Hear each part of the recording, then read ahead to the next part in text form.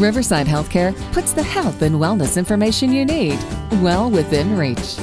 Welcome back to the Well Within Reach podcast. I'm your host, Helen Dandurand, and today I'm going to be joined by Reverend Marsha Collins, Director of Pastoral Care at Riverside, and Tammy Mylcraine, labor and delivery nurse at the Riverside Family Birthing Center, to talk about the support Riverside can offer around infant loss. Healthcare can be confusing, but thanks to your My Riverside MyChart, you can easily manage not only your care, but your family's as well. With a single click, your My Riverside MyChart lets you stay well connected to the same information your provider sees. You can view your health history, get test results, request prescription refills, pay your bill, or make an appointment. Manage your care from anywhere, your laptop, phone, or tablet. Learn more and enroll today at riversidemychart.org. And we are back with Marsha and Tammy. Thank you so much for joining me today. Our pleasure. Thank you. Yeah, of course. So to start, could each of you share a little bit about your role at Riverside, as well as your role in supporting families who experience the loss of an infant here at Riverside? This is Tammy. I am a staff nurse in the labor and delivery department. I've been with Riverside for 33 years and have always had an interest for parents that have gone through loss. So in addition to normal labor and delivery roles, I like to focus also on those with losses. Okay, and Marsha? Well, for me, I've been at Riverside for 30 years. In addition to being the Director of Pastoral Care, I also am a certified educator to train chaplains.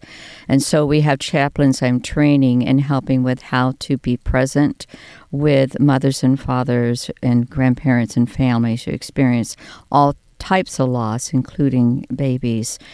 And I personally also attend to being with families, and it's been part of my journey for many years. Okay. Yeah. And you both said before we were rolling that you've done many talks together and have gotten to work together a lot. So they have a lot of experience here. So we'll start with Tammy. On the birthing center side, what resources and support are available for parents during those first moments after loss? First, I'd like to start with presence. We try to provide one-to-one nursing care so that we can spend as much time as we can with our patients and family as they go through this difficult time. We share the plan of care with them so that they have an idea of what to expect during their stay. We also provide items such as a cuddle cot, which is a cooling cot available for parents to keep their baby with them as long as they would like to at the bedside. We also have memory boxes and small thinking of you types of gifts from some of our wonderful organizations that we are partnered with. When we have the opportunity, and if it's okay with a parent, we can obtain tangible other things, such as a lock of hair from the infant. We can do hand and foot molds. We can take pictures. We do what we can to actually give something to them to be able to take home. The organizations that we pair with are the result of someone within that organization that has gone through a loss. And so for some people, giving back in this way, maybe it's writing a card, maybe it's something, crocheting something, maybe it's something else, but it is their way of healing. Okay, and you mentioned items, some tangible keepsakes, small gifts, memory items. Why are these tangible things so meaningful for families during this time? Leaving the hospital without a live infant is something no parent wants to experience. These small, tangible gifts provide both validity and something tangible to actually be able to take home rather than their empty arms. They oftentimes are going back to an empty room, an empty house, something. And so these small ways that we can try to help them, I believe, can be very meaningful. How does your team tailor grief support materials and connect families with the right resources that they may need moving forward? Every loss situation and patient is different. We identify what we can to help the parent provide services, materials, written literature, social service involvement, who also has resources, chaplain services, and of course our community services. We also support parents who would like to receive a birth certificate after stillbirth, which is the effect of Liam's Law. So a birth certificate after stillbirth is also a tangible item that they are able to obtain. Thank you so much for going into detail on that. We're going to take a quick break to talk about primary care at Riverside. Consistency is being able to count on someone to be there when you need them. At Riverside Healthcare, your primary care provider is dedicated to being in your corner, helping you and your family stay healthy and thrive. Find the right primary care provider for you at myrhc.net/accepting-new. From annual screenings to well checks and everything in between, having a primary care provider that you can trust makes all the difference. And we are back. So Tammy just kind of finished telling us about some materials and services that they help individuals get in contact with to help them on their journey after infant loss. And one of those things was maybe getting them in touch with pastoral care. And so now we're going to kind of shift things over to Marsha. Marsha, could you tell us a little bit about what spiritual care looks like for families in these moments of loss? When we're invited to come into the room to see a mom or any family members that are there, it's by their specific request. When I enter into the room, I don't come with an agenda. Every person is unique. Every loss situation is unique for how we experience loss, and particularly such an unanticipated tragedy in one's family. And so I enter in more with how can I be present. I don't have a list of what do I do, but how can I be present? Because I know for me personally, when I've experienced shock, for me it was like swimming in fog, and I didn't have everything figured out. So it's taking my time. When I enter in a room, I'm there to take my time, not to be in any kind of hurry, to be fully present with the family. If the baby is in the room, which often he or she is, then my focus too is really in looking into the face of the infant, because I want to communicate to the parents that I see their baby and I see how precious their baby is, just exactly how he or she is. And so for me, it's wanting to communicate heart and being there for whatever I can provide that they desire, to give them any sense of assurance of divine presence or the hope of heaven, or to see their loved one, to see their baby again and be with their child, to see them grow. But I'm there to find out in an unhurried way what they desire. Yeah, in these situations, is it always you that responds to them, or do you have a team that also will go out? We do have a team because this is 24/7, so it can't be the same person. Yeah. So it could be the chaplain who's covering the clinic, at that time. There's times when they do call me and they say, Marsha, we want you to be the one to come, and then definitely I would. Because this is highest priority to me, to make sure we deliver quality care. I mean, there's times when they want a little memorial service, and I work with the parents, and we have a little service in the chapel for them. But it's all very individually formed for what. And if there's generations in there, often the grandparents will contribute to, well, could we have this, type of thing, or a certain prayer or certain scripture. But I always run it by the mother and the father to make sure that they're comfortable. Sometimes a family member may want a song and the mom says, I can't handle having music, which I totally understand, because emotionally it's really hard. And so then we don't. Got it. So it sounds like you start with coming in with, your quiet presence and providing that space for families. But in addition to that, like you said, there are some other things that you can offer.